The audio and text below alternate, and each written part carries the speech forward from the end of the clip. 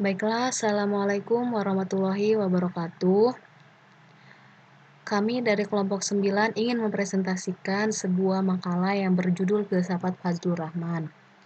Jadi sebelum kita mengetahui karya-karya Fazlur Rahman, pemikiran Fazlur Rahman, dan lain sebagainya, alangkah baiknya terlebih dahulu kita mengetahui biografi mengenai Fazlur Rahman. Baiklah, yang pertama, mengenai biografi Fazlur Rahman. Fazlur Rahman ini bernama lengkap Fazlur Rahman Malik yang lahir di Hazara, India, Pakistan pada tanggal 21 September 1919. Ayahnya ini bernama Sihabuddin, seorang ulama alumni Darul Ulum Deoban India yang cukup tersohor pada saat itu. Nah, kemudian ketika Fazlur Rahman berumur 10 tahun, ia telah hafal Al-Quran dan belajar di rumah dengan ayahnya. Ayahnya ini merupakan penganut mazhab Hanafi yang bercorak rasional. Rahman merupakan seorang filosof hebat dan pemikir Islam liberal terpenting pada abad ke-20. Nah, Rahman ini merupakan seorang kontekstualis dan bukan tekstualis. Kemudian pada tahun 1942, Rahman ini telah menamatkan studi magisternya di Universitas Punjab India. Kemudian pada tahun 1946, ia melanjutkan pendidikan dokternya ke Oxford dan lulus pada tahun 1951 dalam bidang filsafat. Setelah menyelesaikan doktornya di Oxford, Rahman mengajar di Durham University. Nah, disinilah ia menjalin persahabatan dengan seorang orientalis yang terkenal. Siapa orientalis yang terkenal itu? Yakni bernama W.C. Smith. Nah, W.C. Smith ini ketika itu menjabat sebagai Direktur Institute of Islamic Studies McGill University. Jadi, W.C. Smith ini ketika itu menjabat sebagai Direktur di Institute of Islamic Studies McGill University. Kemudian, Rahman ini merupakan seorang yang tidak mengharamkan mempelajari bahasa-bahasa Barat. Nah, berbeda dengan sebagian ulama lainnya. Sebagian ulama muslim lainnya. Nah, sikap sebagian ulama muslim itu menilai bahwa bahasa Inggris itu sebagai bahasa kafir. Akan tetapi, Fazlur Rahman ini seseorang yang tidak mengharamkan mempelajari bahasa-bahasa Barat. Jadi berbeda. Sikap sebagian ulama muslim itu menilai bahasa Barat atau bahasa Inggris itu sebagai bahasa kafir. Akan tetapi Fazlur Rahman merupakan seorang yang tidak mengharamkan mempelajari bahasa-bahasa Barat. Kemudian sikap Rahman ini tidaklah anti Timur, tetapi karena Fazlur Rahman ini melihat kemajuan Barat secara realistis, maka dari itu Fazlur Rahman menginginkan orang-orang Islam mengikuti kemajuan itu. Nah, ketika ia menjadi Direktur Riset Islam di Pakistan pada tahun 1962 sampai 1968, ia mengangkat beberapa lulusan madrasah yang menguasai bahasa Inggris sebagai staf junior dan mengangkat universitas dalam bidang filsafat dan ilmu-ilmu sosial staf senior. Rahman menyadari bahwa orang-orang Islam dalam konteks Pakistan kurang memahami disiplin ilmu filsafat dan ilmu-ilmu sosial. Rahman juga melihat begitu pentingnya bahasa Inggris untuk mengikuti perkembangan zaman pada waktu itu. Pada waktu itu pun telah dikuasai Barat. Jadi, kenapa Fazlur Rahman itu menilai begitu pentingnya bahasa Inggris? Jadi ketika itu para ulama di Pakistan itu kurang penguasaan bahasa Inggris. Jadi kenapa Fazlur Rahman itu melihat begitu penting bahasa Inggris? Karena pada waktu itu ulama Pakistan itu kurang menguasai bahasa Inggris, sehingga pada waktu itu kan Fazlur Rahman itu menerbitkan tulisan-tulisan berbahasa Inggris.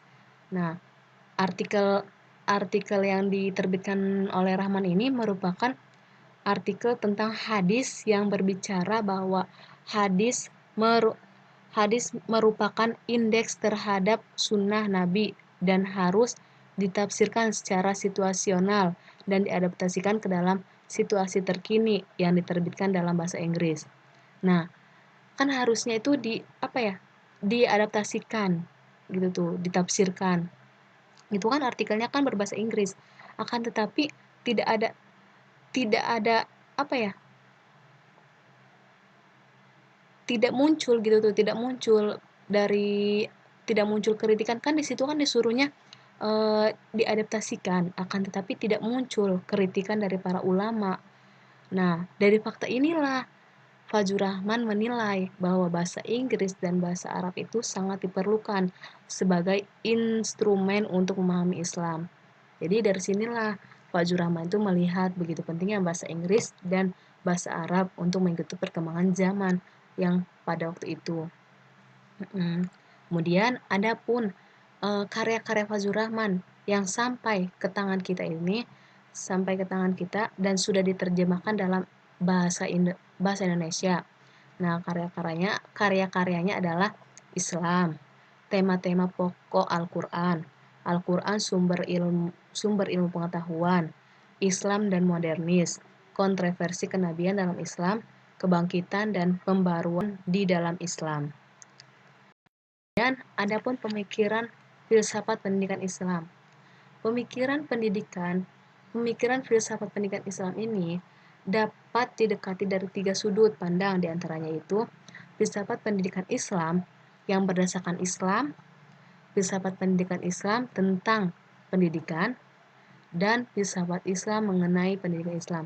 Jadi ada 3. Yang pertama itu filsafat pendidikan Islam berlandaskan Islam. Yang kedua itu tentang pendidikan, dan yang ketiga itu mengenai pendidikan Islam. Nah, filsafat pendidikan yang berlandaskan Islam ini yakni merupakan analisis filosofis pendidikan yang didasarkan pada sumber utama ajaran Islam, yaitu Al-Quran dan Hadis, yang berarti bahwa Al-Quran, kitab suci Allah, menjadi sumber rujukan utama. Jadi, Al-Quran ini merupakan sumber rujukan utama dari teori dan konsep-konsep pendidikan. Nah, kemudian yang kedua, filsafat Islam tentang pendidikan. Kan tadi berlandaskan Islam dan sekarang tentang pendidikan. Nah, filsafat Islam tentang pendidikan ini merupakan aktivitas manusia dalam mengembangkan potensi dirinya dalam hubungan dengan Tuhan, dalam berhubungan dengan Tuhan, alam, dan diri manusia sendiri. Itu pendidikan. Nah, kemudian yang ketiga, filsafat Islam mengenai pendidikan Islam. Nah, ini merupakan analisis filosof tentang permasalahan pendidikan Islam, baik permasalahan bersifat teoritis maupun praktis. Nah, filsafat Islam mengenai pendidikan Islam ini banyak diikuti oleh para pemikir pendidikan Islam kontemporer, diantaranya adalah Hasan Langgulang, Fazlur Rahman, Said Ali Ashraf, Al-Tibawi, Zahra Al-Zera, dan para pemikir Islam kontemporer lainnya. Jadi, filsafat pendidikan Islam ini mencakup ketiga perspektif dan saling berkaitan. Filsafat pendidikan Islam merupakan sinergi antara Islam, filsafat Islam, dan filsafat pendidikan. Oleh karena itu, untuk memahami filsafat pendidikan Islam dibutuhkan pemahaman yang baik tentang Islam, filsafat, dan filsafat Islam. Kemudian selanjutnya pemikiran filsafat pendidikan Islam Fajur Rahman. Nah, pemikiran filsafat pendidikan Islam Fajur Rahman ini terdapat 5 bagian, diantaranya akal keilmuan pendidikan Islam. Kedua, tujuan pendidikan, metode pendidikan, aksiologi, epistemologi, bangunan teori pendidikan yang sudah dijelaskan di dalam makalah. Selanjutnya, pembaruan hukum Islam menurut konsep pemikiran Fajur Rahman. Jadi di sini ada pembaruan hukum Islam menurut konsep pemikiran Fajur Rahman. Jadi, menurut Lili Rashidi, objek pembahasan filsafat hukum tidak hanya masalah tujuan hukum saja. Jadi, pembahasan filsafat hukum itu tidak hanya membahas masalah tujuan hukum saja, tetapi setiap permasalahan yang muncul di dalam masyarakat sehingga memerlukan suatu pemecahan. Nah, ini termaksud dalam kajian filsafat hukum. Nah, maka dari itu, pemikiran Fazlur Rahman mengenai pembaruan hukum Islam ini dapat dikaji dalam pokok kajian seperti tesis-tesis pemikiran Fazlur Rahman, metodologi pembaruan hukum Islam menurut konsep Fazlur Rahman, pengaruh pemikiran Fazlur Rahman terhadap gerakan pembaruan hukum Islam di Indonesia, serta implementasi pemikiran Fazlur Rahman terhadap perkembangan pemikiran hukum Islam di Indonesia. Dijelaskan dalam makalah.